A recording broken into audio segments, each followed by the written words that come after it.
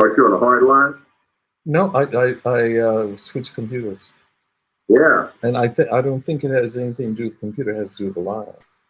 It is the line. I have no doubt that it's your line. You know, for this thing, you may have to just run a wire from the back of the box to the computer. Because you're doing the Wi-Fi, right? Yeah. Or you use the Wi-Fi? I'm using Wi-Fi. You may have to just run a cable to the modem. Yes, you may have to run a cable from the computer to the modem in order to do these meetups. That's the only way you're gonna have the consistency. Well, you know, this is the worst that it's been. So I don't know. You know, maybe this is a conversation that's too hot. You know, maybe even that too. You know, crying eyes, listening.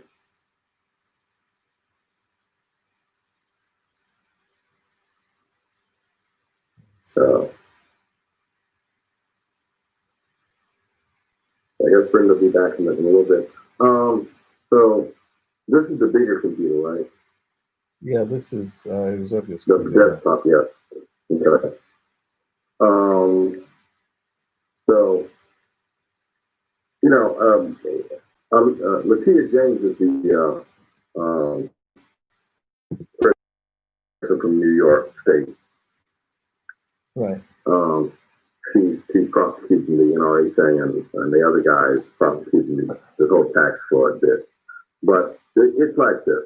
The whole thing with the post office is a matter of stupidity, as most things that he does, okay? Because he fails to realize one thing. Yes, you want to stop this from voting, but all of your constituents get their monthly check, their Social Security check, their bank statements, their WIC card, their medical whatever, okay, and everything else. So you sitting there in the post office, and at the post office, you're slowing down these people being able to get the stuff they need to sustain their lives. Now they may love you, but they love their money and stuff more. But John, the problem with that is that if you look at what he does as opposed to what he says, his constituents aren't those people. Those are poor people, okay? Those are the ones that are crazy enough to believe make America great again, and, you know, we're going to throw the dogs out, and we're going to drain the swamp. And we drain the swamp, and, you know, and all kinds of dead animals are coming up out of it, but they're not coming from the past. They're coming from his neck of the woods. So, yeah, and so well, you know, I mean, he didn't say he wasn't going to bring some stuff from the swamp with him. Yeah, well, you know, if you go in the swamp, you can get swampy. So. Well, if you go catch sharks, you got to use some chum. You got to put some bait out there. Yeah, right. But so I mean, so his whole philosophy is, as Brenda succinctly said, he really doesn't care about anybody but himself, and anybody that has to go under the bus is going under the bus. Okay. But nothing, zero. Okay. Well, he's zero. He's going to be responsible for it. He's clearly stated that even to the last of when they pulling his buddy around, you know, indicting him, and he says it's sad, and you know, but he's not taking any responsibility, and you know, he's not even trying to see which way the cookie's gonna crumble. You know, and hopefully at the end, you know, that's his smokescreen for trying to pardon them in the end. You know, that's he's become too renowned for that one. So you know, he's got to change his game up. No, he's got to go ahead and pack his bag and get ready for the orange jumpsuit he's gonna be wearing as soon as this thing is over. Okay, because that's his whole fight. Not Nancy Pelosi's prediction. And what Nancy said is, I don't want him in peace. I want him in an orange jumpsuit in the prison. That's quote unquote what she said. I want to see his mug behind bars. Okay? And he ain't trying to have that. Okay? He's above for that. He's above the law. You know, he's above the law. Yeah. He can't do that. What was he saying? He can't do that. You know?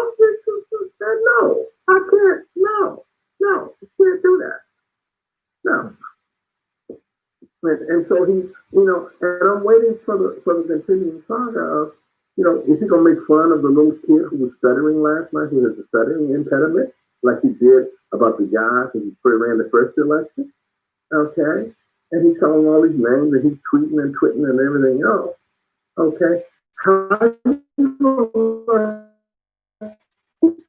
If you took that amount of attention when they told you you had a pandemic issue and simply signed the order and say to people, go take care of this, he would probably get reelected because the pandemic wouldn't have been as bad as it is. If he'd gotten the PPE out, started manufacturing stuff, okay, because all them crazy folks, okay, wouldn't have to face the reality of, wait a minute, he living in a fantasy world, but grandma, grandpa, Aunt Susie, okay, little Nikki, okay, Miss what you call it, my teacher, my principal, and my whatever great love are all dead in body bags, okay, and gonna be some other folks dead. There was the one girl who said that her father's one thing in life. He was a hardcore Trump supporter, okay, to the death. Right. This is not a fake. This is reality, not reality TV. This is real. This is real life. People are dying, and this man is not capable, nor does he have the skill set or the qualifications. Okay? Of all the other things we talk about in this country, we always talk about you got to be pre-qualified. You got to have this degree. You got to have that pedigree. You got to have gone through this training course. President of the United States, with your finger a point away from, just a click away from, the red button, okay? And you just stick this clown in there? What's called pre-qualification? The man would not do it anything in the draft because he's supposed to have bone spurs. Okay? That don't stop him from playing golf. Right. Okay? Every weekend. Well, he spent more money than almost the national debt on that. Well, what's the problem? What you got to lose? I just It think is what it is. I just think It is what it is. I just think he's doing the logical thing for a person like him to be there. I mean, he has. You really. I think it really kind of boils down to one thing. He needs deep pockets to live the way he wants to live. Being president of the United States gives you what? Very deep pockets. Okay, you can way to commit broad daylight murder. Yeah, but It's not supposed to. The memorial clause is supposed to work against that. Yeah. I refuse to put that to action. Because from the beginning, he obviated the emolument clause before even in the office. He doesn't feel that. Brenda, I wasn't even talking about the emolument clause. I'm talking about legitimately for how he travels, where he goes. Oh, I know. I know, but I mean, we don't look at the laws of the land. He was never, but before he even came, before he was even installed, he'd already broken the monument. The hotel across the street. I mean, he did not distance himself from his assets as he should have when he became president. But from the beginning, it was all wrong. Yeah. But see, here's the problem. You're talking about should have and had to. Okay, there's a big. Well, we're all talking about should have and had to. Okay, no, because had to means that you ain't gonna separate yourself. We're gonna separate it for you. But, okay, so you have to have people that are willing to stand up for that, because you cannot tell me. You can say whatever you want to say. Let me bring it down. Let me bring it down a notch. Okay, I do not have to have a hotel across the street when every time I go somewhere, and I stay at one of my hotels.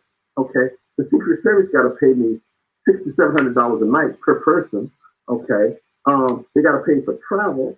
Okay, they got to pay for food and accommodations. Okay, so in the natural course of protecting me as president of the United States, I'm gonna make money, even though I ain't taking no. I'm gonna make more money by having to go to my places than I am if I had been taking a check. Well, you know that I ain't taking no salary. Get from New York to Florida because New York wasn't going to pay that. New York wasn't going to pay the bill for him going back and forth. It cost too freaking much money. What do you think, Melania? He shut down the city, and it just, I mean, he's just not beloved. Even if you're beloved, you're not going to take that money from the city coffers every single time and disrupt the city's traffic patterns for all that money. It's just not cost effective on any level. You said they got some people up in New York that know something about business management? Yes. Imagine that. and you have to understand that all of this happens after they got the money to renovate the Trump Towers. Yep. After that. Mm-hmm. Yep. Because that was when before she decided that she didn't want to be in the Trump Towers. And she was willing to move. Well, that's because they were renting 2 floors from the Trump Tower as part of his protection scheme. Well, you know, they take his name off of it because people were living there said they don't want his name on the building. Oh well. See, you know, it's just. But this is a for real mess. It's a for real mess. If we've never seen a mess before, this is it. Yeah. And so, I mean, so it comes. Go ahead, Nima. And we have succeeded in. I live in Italy. We have seen everything here. But I'm telling you, he trumped everything that I've been here 20. That's hard to do in Israel. That's mundane, impossible. That is, he, you know, we making Berlusconi look good. We used to talk about Berlusconi. I mean, when I went to my first class in poli-sci at the University of Florence, the thick book that we used was about the election in 1994 about Berlusconi. He has out Berlusconi everybody. I mean, he's just gone. Ooh, that's a mammoth task. It's. Would have thought it possible. Well, I mean, the thing is that he made Berlusconi look good, number one, because Berlusconi can talk. Or he made Berlusconi look good. He made Berlusconi look good because together. Well, because he came to the United States Senate and gave a speech. Okay, you know. And then on top of that, Berlusconi, you know, was out. The way he got his money, quote unquote, is he was a hard worker. He was working out there, musician or whatever else he was doing before, you know, he found the gravy train to get to where he's at. But I mean, you know, what we hear from Trump, he's been entitled ever since, you know, the beginning. So I mean, so I just, you know, the problem. He has no work ethic. Well, the problem he is has no ethics. The problem is that it's like what did they expect? What did you expect from that? I mean, really, it's like, okay, what do you expect? I mean, so he's got his niece. His family is so in the public eye that it, you know, it's like in a pig's eye. Okay, between all of his children that have swooped into the White House, I don't think even the Kennedys had that much sweep in the White House of family. And then you get all of the other stuff that goes along with it with the territory. I just, you know, it's just mind-boggling that people just lay down and play dead, and this guy just walks over. And you know, and so the niece comes out with the book. The niece comes out with the book that for anybody else it would have been a flamethrower. He'd be going up in flames. Where is he still? Where is he now? He's still president. See, that's the thing with evil. You can get used to it. Yeah. Remember when we were little, looking at the book of Revelation? I always say to myself, how the heck does the Antichrist take hold? Yeah. What are believers doing? Well, I don't ask that question anymore. I see that. But you know, it's you know, it's what the remember the word said, and the enemy transforms himself into an angel of light. Of light. Okay, Mm-hmm. so we got all of them. You know, not long ago, they had all them people locked in the room with Paula White and everybody laying hands on him and the whole thing. And, you know, gave me the shivers. I went, oh God, false prophet, each and every one. You know that Jim Jones is asked for an appeal, right? What? Yeah. Jim Jones is down there asking for an appeal because he's like, my stuff wasn't as bad as the nonsense they got going on up there now. Can I get a Jim Jones from Diana? Didn't he that? Yeah. I said he's down there trying to get an appeal. Oh, excuse me. I'm a little slow now.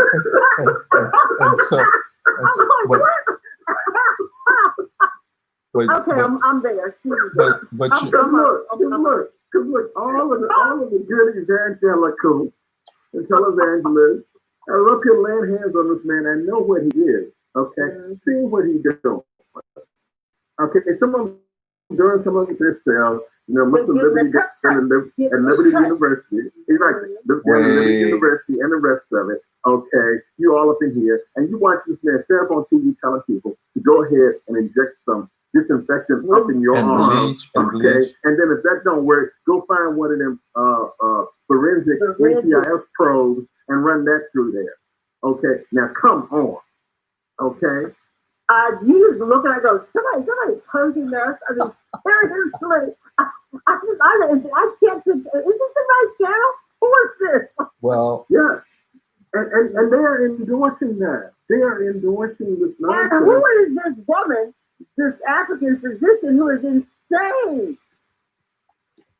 Down in from oh my God, we expect you to believe, we're supposed to believe this and take him and this whole administration seriously when we got clowns appearing before our faces. I mean, clowns. Yes. You know, well, you know, there was this lady that we know very well. Her name was Angie Brown. She said, if you don't believe in if you don't believe in something, you fall for anything. Anything, and there you go. Yeah. Okay. And they have proven that. They have proven that. Now, you know, all of this respectfully growing up in the church, okay, we've seen the good, the bad, the ugly, and wait. Okay. Hang on, John. Now, since you're going to stop by the church house, now, Billy Graham said that he never got up in the mix when they called him for prayer. He would go to pray, and he wouldn't get into the political fray. The man had not closed his eyes for a minute before his quote unquote his son was in there. And so in the final analysis, he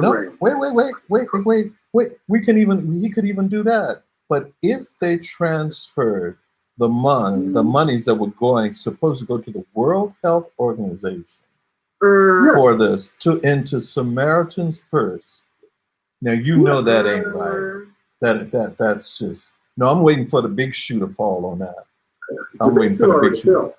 That shoe's yet to fall. No, the big shoe already fell. Okay, because see, here's the thing, and I'm not a Bible scholar and a philosopher and all that. We are, but I do know that. And that is that even Jesus had Judas.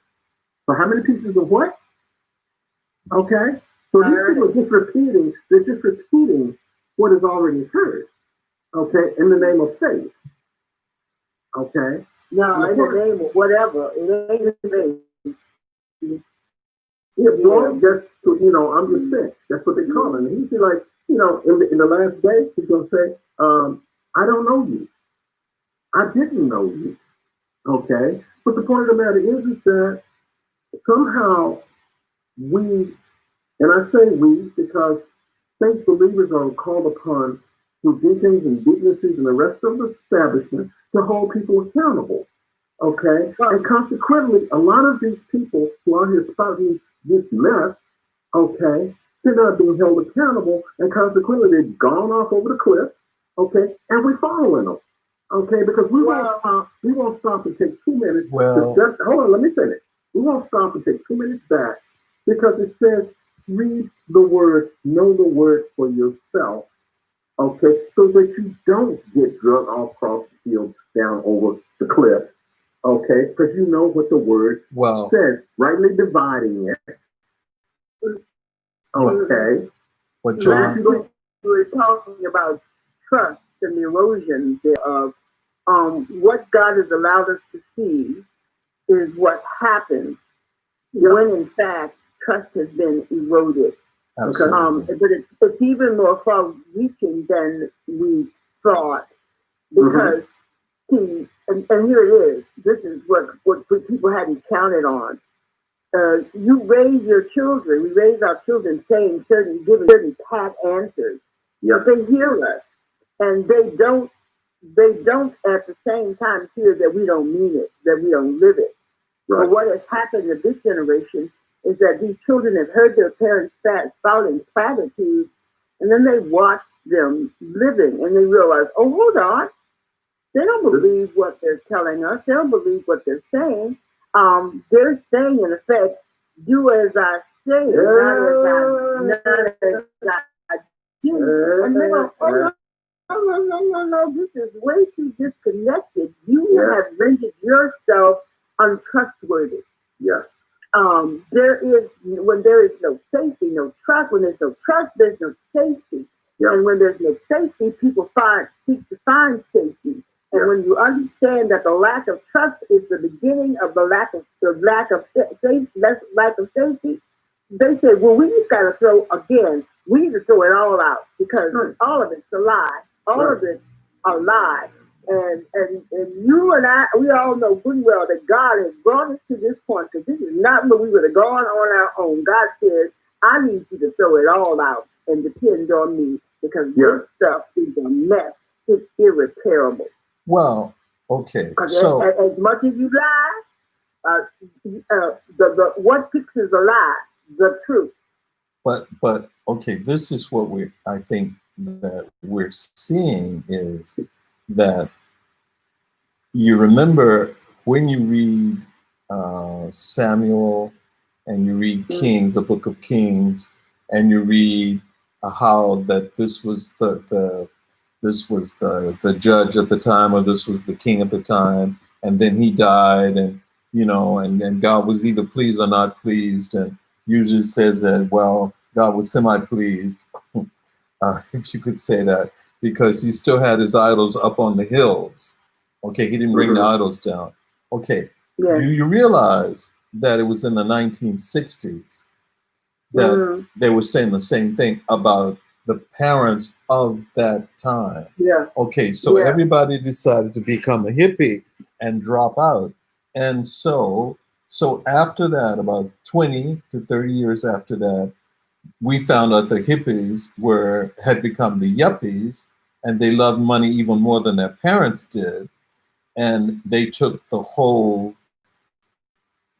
generation into another trend. These are the children of those people from that generation, and they have heard the answer is blowing in the wind. They've heard all of the platitudes. They've heard it big time, and then they're seeing that the parents have not separated themselves even from the sins that they knew that their foreparents had come out with. However, with COVID, with the biblical parallel is that parents are now willing to sacrifice their children to Moloch. And so you're getting even the third. We're into the third down from the hippie generation that are having to deal with whether we're going to have the kids go through that. However, I think it really boils down to it And somebody told me this the other day, and I said, well, what did you expect? Okay, but well, Lucifer was in heaven, and he was checking it all out, and he had a beautiful voice, and the choir was screaming, and he was the one. And so he said, well, I can handle, I can step up a little higher, and move my group up. And then God said, hell no, excuse me, choose my French. And there it went. There it went. There it went. There it went. And so what time is it? Okay, when the enemy transforms himself into an angel of light, and they'd rather believe the truth, believe a lie than the truth, and turning over to reprobate minds, and to do everything. And then it says disobedient to parents up in the middle of that. That's where we are. Okay, so this is really what we're saying, and the truth is that we go back to Amos. Justice will roll down. And we're hearing the rush of the waters. That's where, and the only thing, and we need not be surprised that some other folk go down, because you can't serve God and mammon. Okay, so when the water gets rushing through, what's happened now in Italy is that we're receiving the spin from the hurricane that's spinning into this area, and it's causing all kinds of bad weather and floods. And so these older communities that don't have the structure and all that, washed right out. That's what we're hearing now. This is just, it's a wash. If, it said, fire next time, but we get in the water, it's like, the water, it's just, I sat there and I'm thinking about, you're thinking you're just shocked. But then again, the Lord says, hey, what did I tell you? I already told you. And then God really told us what to look out for. But not God. But not just that.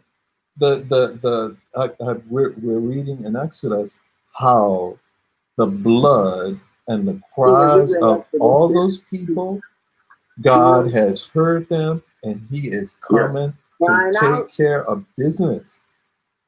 Yes. He's coming. He's taking. Well, but see, that is what happens when you become the big me and little I, okay? And it's all about me, and about I, okay? And the point of the matter is that you ain't gonna forget God. You ain't. And most people don't come to that realization until, okay, for whatever reason, for that moment, 15 seconds, 30 seconds, or whatever, you ain't got no air. Wait. Okay, you have no air. Okay, wait a minute. For some reason, you're able to utter words that you never uttered before. Jesus, Lord have mercy. God, help me. Wait a minute. You suddenly find this what you call an entity. Okay. Well, it's our own capacity to we want to be God. And we can fail ourselves, we can fool ourselves into thinking that we are God. Well, the original. And that's the point. That's exactly the point I'm making. We fool ourselves into thinking that we are God, when in actuality, we are just one of many grains of sand on the beach. Absolutely. The one thing that would take us straightway into where this conversation kind of started. We talked about social and musical evolution. We're going hard into situations where when I don't know who sent it to me, that says where it's saying that black is king, and I'm thinking, when? Okay. When I saw that, I said, okay, let me give this viewing for a minute. And in my minute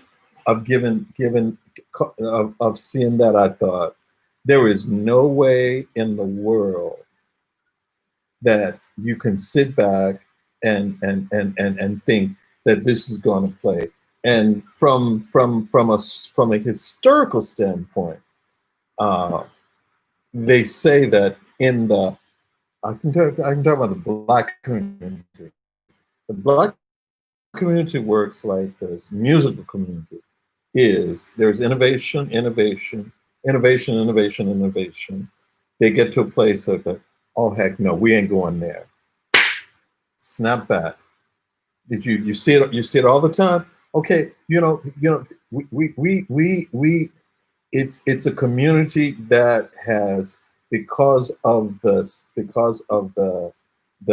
pressure, because of the way it's come through, it's like a diamond in the rough. Okay, so the diamonds come up. We've seen it. Name an artist. Go so far, go so far, and then all of a sudden it's like Well, snap back. It's like listening to the beat.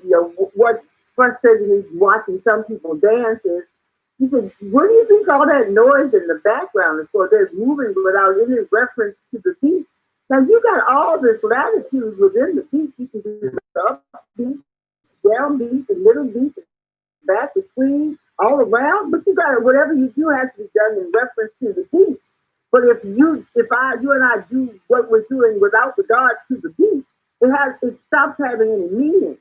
So there it is. But the beat is there for a reason. And if you don't listen to the beat, you can't possibly move within the framework. The beat gives the framework.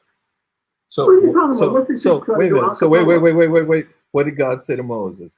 I am the beat. I'm the beat. I am the beat. There ain't nothing without the beat. I'm the beat. Follow the beat.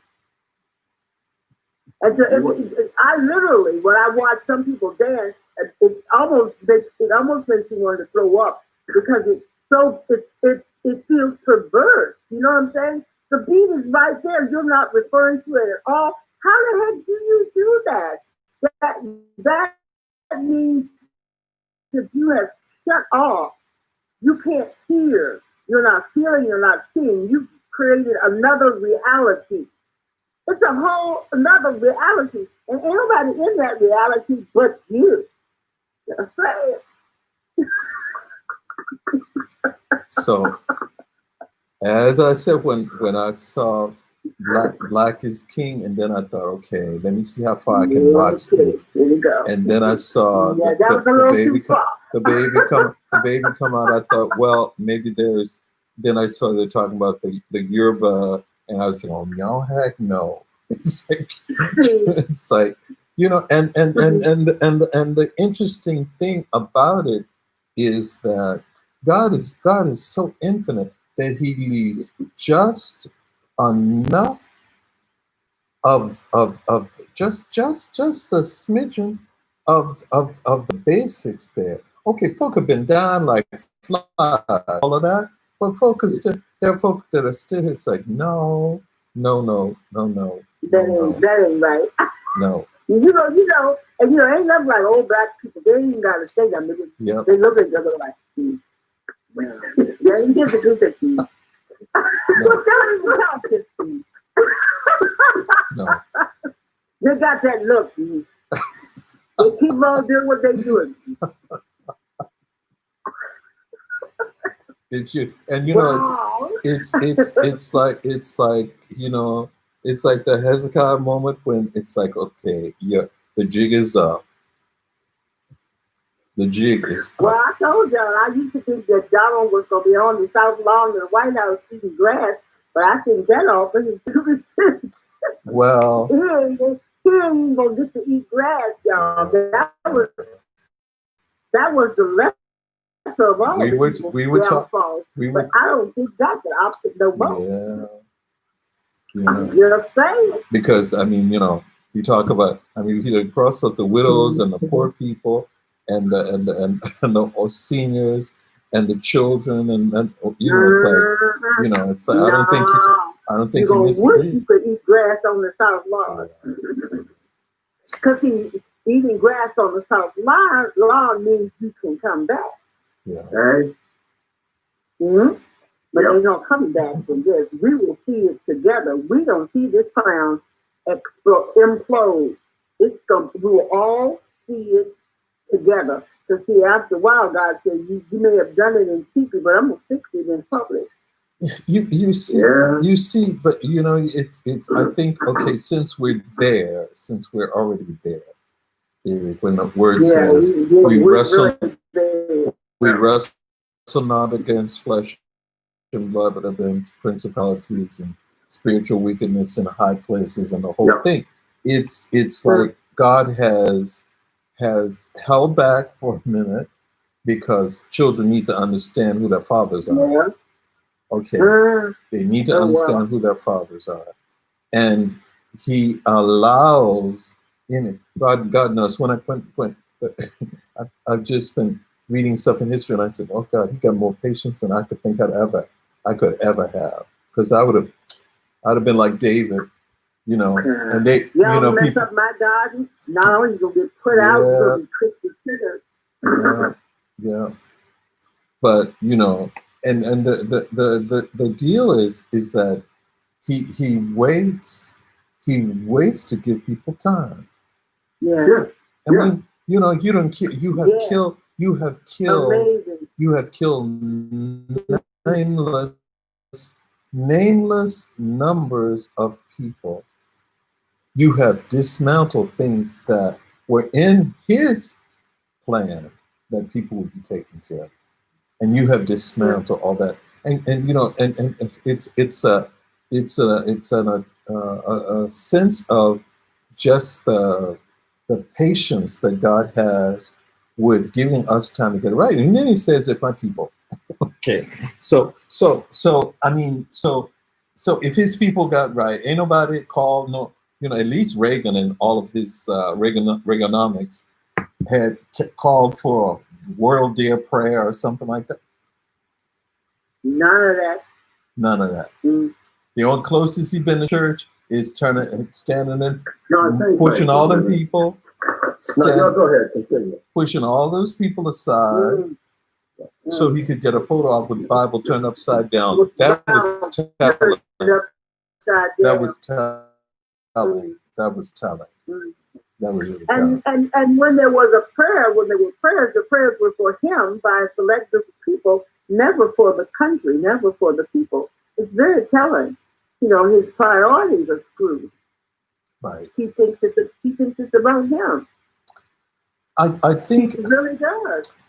He wants everything to be about him, which is why he can't hear or watch anything without seeing a bigger picture than himself. Well, and his view is distorted beyond measure. Well, you know, if they come to the White House and they say, give him some play for 2 minutes, he's good with that. He says, you know, they're not talking bad about me, and you know, they mention his name and they say something good about it. So now he's willing, as he turned all of the Iran sanctions away. So he's willing to turn that back now because they've been saying good things. And so, you know, it's well, I know this Democratic convention has set his soul on fire. I know he's sick as a dog because they show mention this. Yeah. And not any good. They just finally told the truth. Yeah. They just told the truth. It's the truth. Finally. Know, so I'm glad you said it. Finally. Finally. That is the substance. That is exactly what has happened. Is that they just laid it there and just told the truth, called it a spade, you know, and said, this is it, this is where we are, this is what it is. Okay? It is what it is. We got to acknowledge this to move forward from this point, but this is it. Or as Rochelle said, it is what it is. Yeah. And I think without that acknowledgement of that, in a way, it is a confession. Yes. And you can't have reconciliation without confession. Exactly. And so consequently, and God in his infinite wisdom and patience, okay, he's given us an opportunity, and he's given us time, okay, to get it right. Get it right. Exactly. Well, okay. In the words of Hagar, when she was being who she needed to be, and the people she was counting on in her trust situation, which was Abram and Sarai, she was counting on them to be that. So then what do? Is they because God had made a promise that what they thought was not happening, and so Sarah decided she was going to give God a hand, and she would change who Hagar was from a slave into a wife. A wife. And so, and then after Hagar conceived, after she was like, okay, wait, aren't you a slave? No, I'm a wife. I'm a wife now. And not only am I a wife, I'm a mama. And so Abram, so she had asked Abram, you think it could work? And he was being silent, and because he was going, have, he was having his way. He was having his way, and so in the final analysis, okay, so then she says, "Well, you're disrespecting me now. She walking around the house, talking, I'm pregnant. I'm pregnant. This is wait. Let me finish my story. Then you can jump in. Okay. So this is Genesis chapter 16, verse 7. Okay. So then what happens is like, okay, girl, Hagar cannot stay in this house because there can't be two wives up in here. But God didn't make it two wives. You were the only one, and he had already made a promise to you, and then you want to stay. And Hagar trusted you to be faithful. She was being faithful to you, and she went with it. Okay, so now she's the wife, and you're upset. Okay, so she said, Hagar got to go. Okay, I cannot have her disrespecting me around here in this house because and so she asked the man again, what do you think about it? Well, whatever you think is right, go ahead and do. Okay, so she drives Hagar running for her life. And then the beauty of that in the middle, I don't think I'll ever forget that. This is my mantra right now. Hagar is out. And then the Lord says to her, what you doing out here and where are you going? Calls her Hagar, servant of Sarai. What you doing out here? Okay, wait a minute. Okay, so there is nothing. We're all up in Genesis. There is nothing beforehand that would give you the display of this character, this revelation of what God, this God. So God says to her, okay, first of all, he says, go home. I see you. Go home, and this all this humiliation, all the other stuff, go home. Okay, but he says to her, I see you. And then he made a promise, a declaration of her that would glorify everybody that came out of her womb and her place in time and the whole thing. Yeah. And so we often talk about, the chosen, whatever. Okay, but God didn't say, he didn't see the rest of the world. He said, yeah, they were the chosen, and God was seeing everything that was going on. But this is the El Roi that came out of that. God says, I am the God who sees you. And this is the thing that what we're dealing with now is God sees it, he knows it, and he is doing something about it. But the point is, once you know God has seen you, you can submit to certain things. Absolutely. Because You're not anonymous. God sees me. God knows all about it, and God is taking care of me. God sees me. God is taking care. God has taken care of. God is going to take care of me. That's what God sees me means. I can't trust none of y'all. I can't trust Abraham. I can't trust Can't trust but I nobody. trust God who sees me. And that really is the point. At the end of the day, that really is what it comes down. Wait. This is at the beginning, the middle, and the end of the day.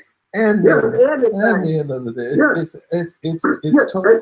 We said last week, how as little brown children, how do we make it? The world told us that we were nothing and nobody, but we took our identity from God. When I opened my eyes, the first thing I knew is I am God's child. Your mom and daddy, I know, they told you are God's person. So whatever else the world tries to teach us, we know that. Royal and that priesthood, one fact has carried us from then to now, and it will take us all the way to glory. I don't care what happens, it doesn't happen. I am God's child. You are God's child. That is the defining point of my identity. I would like a whole lot of other stuff, but I don't need anything. Right, exactly. But that is in essence part of the grace, the mercy, the favor, the peace, the strength, the abundance of God placing people in our lives at strategic times, having people pray for us, they ain't never met us, in the whole 9 yards. Because I feel for the people who find themselves in a condition where there's nobody to speak into your life when you're standing on that cliff, and the only thing you want to do is take the exit. Okay, where you have to feel like you have total despair. Okay, I mean, there was an actor on one of the TV shows, and this young man, I don't know whether he was Christian or not, but he was doing well and everything else. And I don't know what else was going on in his life. But I think about him and I think about other people. And there were people when I was growing up and we were going to school, other people who committed suicide. What takes you, what is missing from, aside from God, that you find yourself at that crux where you don't have a thread to grab. Okay? Old folks said I couldn't hear nobody pray. Couldn't hear nobody pray. Ain't got no thread to grab, to hold on to, because the bottom line is that you had not that foundation. You had not that covering. You had not that intercession. You had not that, just someone who spoke that kind word to you. When you at that point where you kind of go left, do I go right? Do I jump off the bridge? And God hears and answers prayers. We were praying. My sister's mother-in-law, Honey, is 97 and a half, and we thought she had a stroke. She didn't have a stroke. We knew she had congestive heart failure, but she suddenly couldn't walk anymore. And we were praying.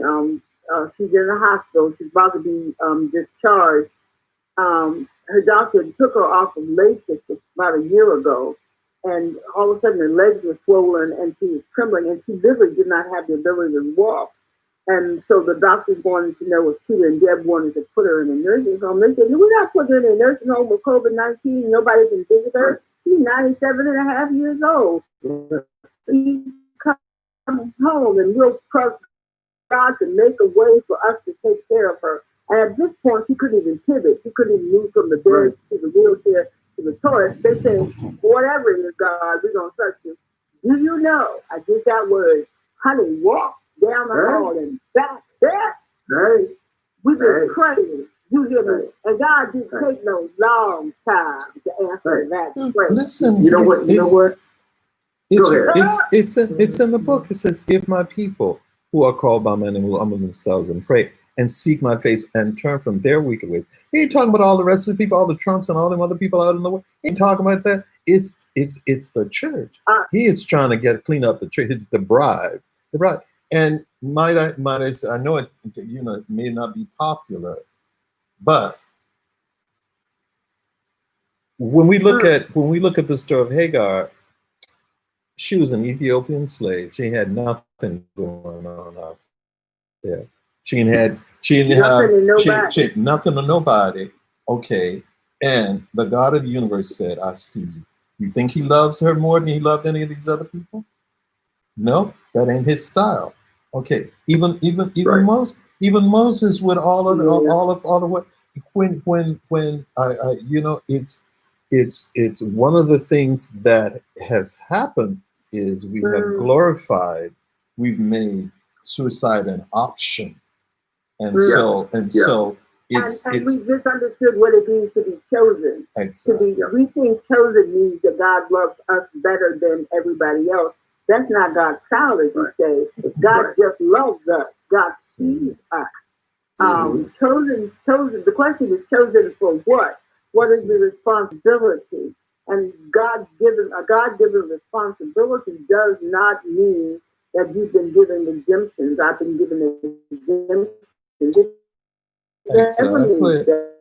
It's a path we're supposed to perform because God loves us and God sees us, not more than others, but the way God loves is the way God loves. Yeah, and he told her, go back and humble yourself before, you know, she been evil. He didn't say she wasn't been evil. He said, go back. No, and then he said submit. The word was submit. To put up with some stuff you'd rather not. Right. Because I'm going to bring something out of the situation. Exactly. And so we fast forward with Jesus. He's out and about. And who is that 5 foot somebody that's up in the tree trying to get a better view? What did he say? Zacchaeus, I see you. I see you. I see you. Let's go have dinner at your house. We're going to have your house. Okay. Now, wait a minute. You can't get more personal than that. We're going to have dinner at your house. Okay. Zacchaeus said, all right, let's go. Hey, the first thing he probably said was that, Mom, you. That brother was so starved. He was so starved for some fellowship. He said, anything you want to go to buy a ticket, I got it. And he was like almost like Matthew. He knew that if Jesus is coming to his house, he had to get his house right. Hello. Clean it up. He had to get his house right. Clean it up. Yeah. I need this place clean so we get here because Jesus is coming. Wait. He didn't have no iPhone. He had no beeper. He had somebody ran ahead and said, look, the man said, get the house clean. However they did it. He had to clean his house and put this food out. But you see, so what we're coming up against is the fallacy that God doesn't see. It's like all of this stuff is being done because they think God doesn't see. All the bets are off. But if God sees, all this other stuff is gain. If God sees, because human beings operate with like, two infants play hide and seek, peekaboo, and it works for them because they, at that stage of development, because they can't see you, they think you can't see them. Right. And we do it as grown-ups with God all the time. We think God doesn't see us. God sees you. What is wrong with you? So if God sees me all the time. So a lot of the mess that I would be tempted to engage in, I go, oh, God sees me. Yeah. Mm-hmm. That's and some of the stuff cut off and on according to what I want. It's everlasting. It's ever minute. And some of the stuff you're in the middle of, you seeing. It's but before I even think about it. But you see when the it's interesting that there's so much information out, and you can't do anything about it. But then there is a pretense of the underbelly of all of what's going on, that it's unknown, it's unseen, it's the whole thing. But then when you look at it in the light of the word, it's clear as daylight. And there is the whole thing of trusting the Lord with all your heart. It's what we're coming hard against, I think, as the Christian community is. Get your emotions out of it. Okay, it's the spirit. It's the worshiping in spirit and truth. it's like, okay, it goes beyond what you can feel and your sensory kinds of things, because that's where I believe that the Lord is pushing the church into that realm. They can't be seated with him in the heavenlies, wearing a blue jacket and a haircut and jacket. Look, you can't be seated with him there. Let me talk this into conversation. Okay. When Moses went up to the mountain, and he hit him in the cleft of the rock. He hit him in the cleft of the rock. Why?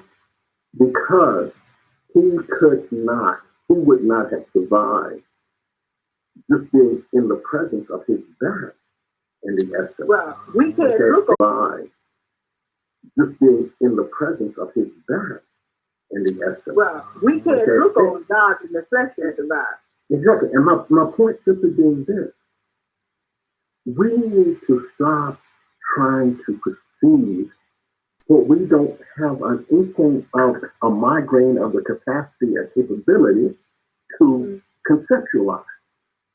All of that beyond our little grain of sand mind is God. Yeah, but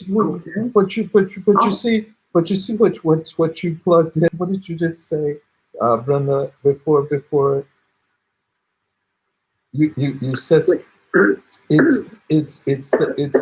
it's we've had a dump, package it and sell it and all of that. Oh, so what we're hearing in the COVID-19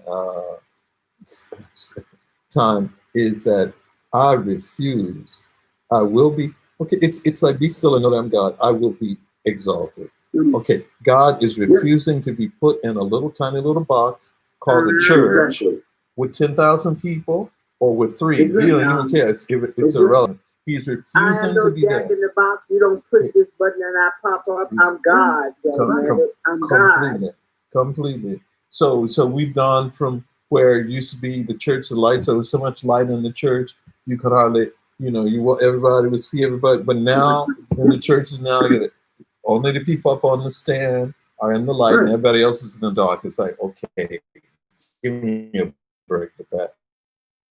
Okay, so I believe that this is God is pulling his bride into a new a revelation of who he is, and it doesn't have anything to do with how beautiful it is, because Isaiah said it wasn't. They had no beauty to be desired, and so we have ministers meeting, American Baptist ministers meeting, Zoom meeting every Tuesday morning, and one of the pastors on the call this time was talking about a good member of the church dying, and her daughter wanted a big funeral do the way we usually do. You know how we do the funeral, except we're in the age of COVID, and so the health department of their town and everybody else said you can't do funerals like that, and the sister was not trying to hear it.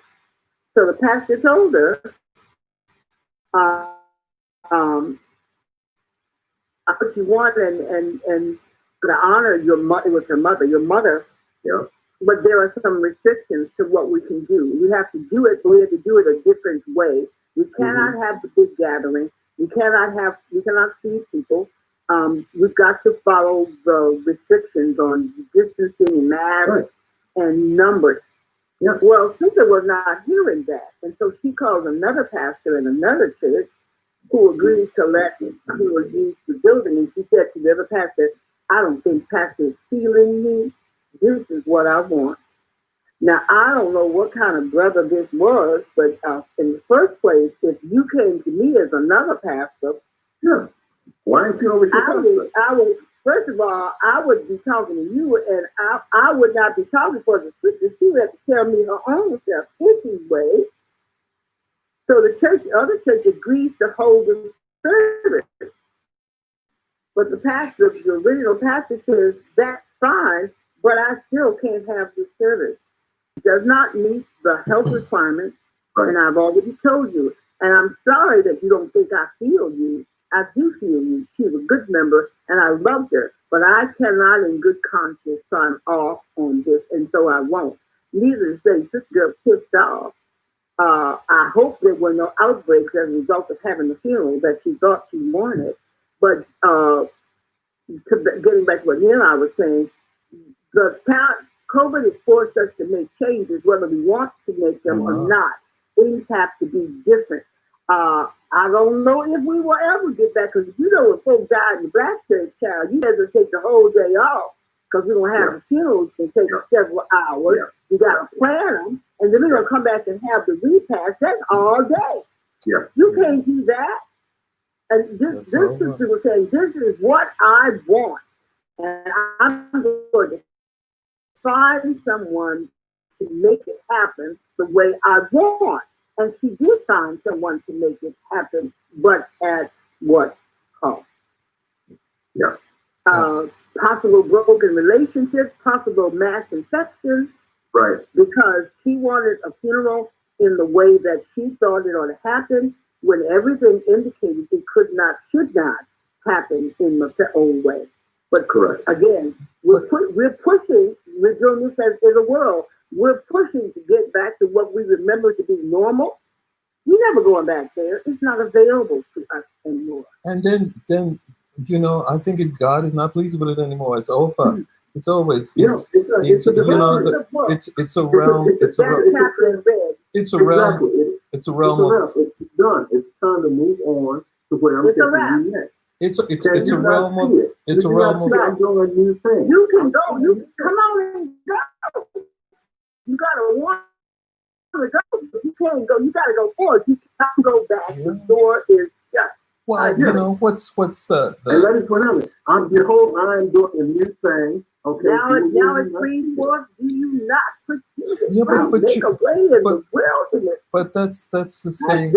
That's the same as people.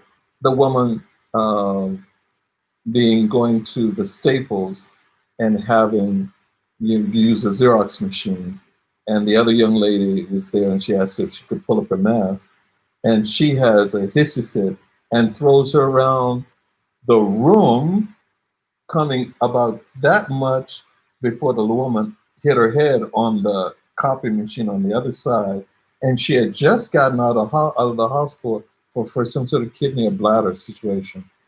It's the whole thing. It's pride goes before a fall, and a haughty spirit before destruction, whatever. And then you have a lot of this done in the name of the Lord. So when you look at the nations now, Korea was having a problem because they got these big churches.